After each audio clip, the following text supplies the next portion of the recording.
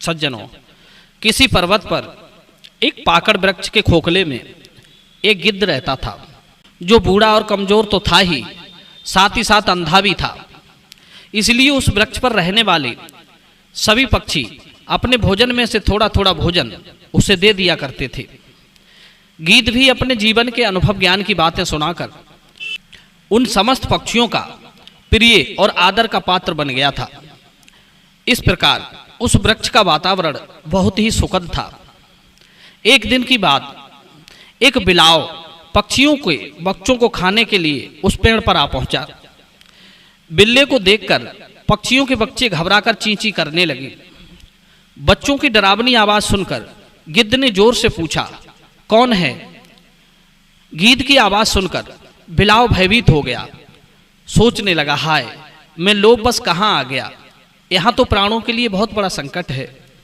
कोई गिद्ध मालूम पड़ रहा है। यदि इसे मेरे आने का कारण पता चल गया तो ये मुझे नहीं छोड़ेगा।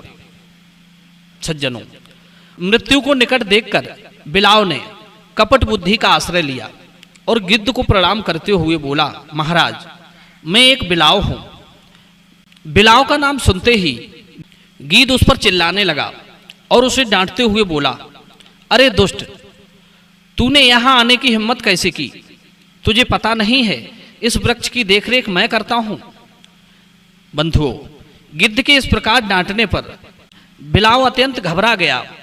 उसने तुरंत कपट बुद्धि का आश्रय लिया और एकदम से गिद्ध के चरणों में गिरते हुए बोला, महाराज, मेरी बात सुन लीजिए। उसके बाद यदि मैं मारने योग्य हूं तो मुझे मार देना। गिद्ध ने कहा, अरे दुष्ट बिल्ले, तू यहां किस लिए आया है? बिलाव बोला, महाराज, मैं नित्य गंगा स्नान करता हूं।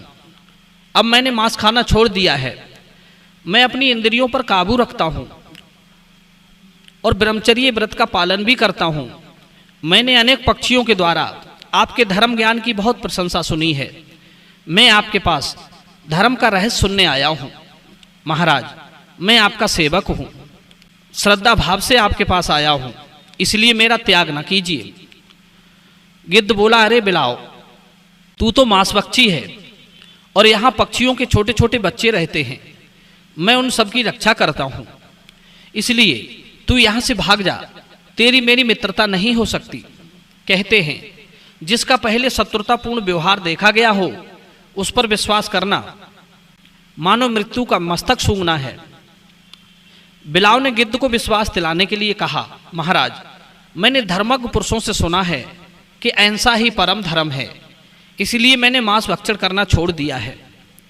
मैं केवल फल और अन्न खाकर ही अपनी जीविका चलाता हूं। आज मैं आपके दर्शन करके धन्य हो गया, क्योंकि सत्पुरुषों का दर्शन बड़े भाग्य से मिलता है।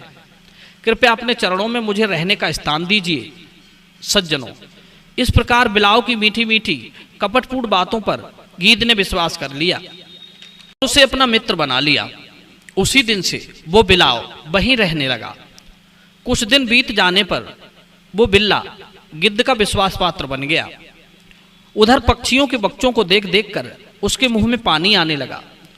मांसभक्षी होने की उसकी प्रवृत्ति उसे पक्षियों के बच्चे खाने के लिए विवश करने लगी। धीरे धीरे उसे यह भी पता चल चुका था कि गिद्ध अंधा है। ये भला मुझे क्या हानि पहुंचाएगा। सज्जनों, एक दिन सभी पक्षी भोजन के लिए बाहर गए हुए थे। उसी बीच में बिलाव पक्षियों के बच्चों को खाने लगा। इस तरह जब शाम को पक्षी लौटकर आते और अपने बच्चों को ना पाकर बहुत दुखी होते थे, धीरे धीरे वो दुष्ट बिल्ला उन पक्षियों के सभी बच्चों को खा गया।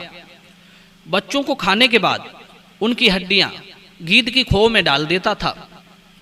अंधा होने के कारण गिद्ध उस बिलाव की इस दुष्टता को समझ नहीं पाया। एक दिन सभी पक्षी बच्चों के दुख से दुखी होकर उन्हें ढूंढते हुए वे उसी गिद्ध की खोखले में आ पहुंचे। वहां उन्हें बिलाव तो नहीं दिखा, क्योंकि बिलाव तो वहां से भाग गया था। सब पक्षियों ने जब गिद्ध के खोह में अपने बच्चों की हड्डियां देखी तो उनका खून खौल उठा। वे गिद्ध को ही अपने बच्चों का हत्यारा समझने लगे। इसलिए उन समस्त पक्षियों ने मिलकर उस अंधे गिद्ध को अपनी चोंचों से, पंजों से गोद गोद कर मार डाला। सज्जनों, एक दुष्ट व्यक्ति को साथ रखने के कारण निर्दोष गिद्ध को प्राण त्यागने पड़े। इसलिए कहते हैं दुष्ट व्यक्ति का साथ हमेशा घातक होता है। बेचारा गिद्ध तो सब पक्षियों के बच्चों की रक्षा करता था, किंतु हिंसक बिलाव का संग होने से अनेक पक्षियों के बच्चे भी मरे और गिद्ध भी मारा गया। कहते हैं जो मंदबुद्धि उचित रूप से मित्र के मन के अच्छे बुरे भाव को समझे बिना ही उसे मित्रता करता है तो उसका मैत्री रूपी धन नष्ट हो जाता है। हमेशा विश्वास पात्र किसी को ना बनाएं, यहाँ तक कि स्त्री, पुत्र, भाई, सलाहकार या अधिकारी पुरुष का भी अत्यंत विश्वास नहीं करना चाहिए, क्योंकि सभी लोगों को धन, स्त्री और राज्य का लोभ होता है। यदि कोई विश्वास पात्र भी है तो भी उसके कार्यों की छिपकर परीक्षा करनी चाहिए। कहते हैं मूर्खों को उपदेश देना क्रोध को बढ़ाता है, उससे उसे शांति नहीं मिलती। सर्पों को दूध पिलाना विष को बढ़ाता है, उससे अमृत नहीं होता।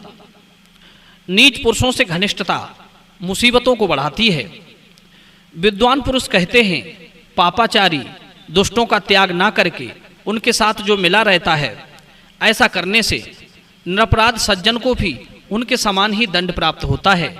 जैसे सूखी लकड़ी के साथ मिलने से गीली लकड़ी भी जल जाती है। सज्जनों, इन 12 पुरुषों पर कभी विश्वास नहीं करना चाहिए। नंबर 1 स्त्री,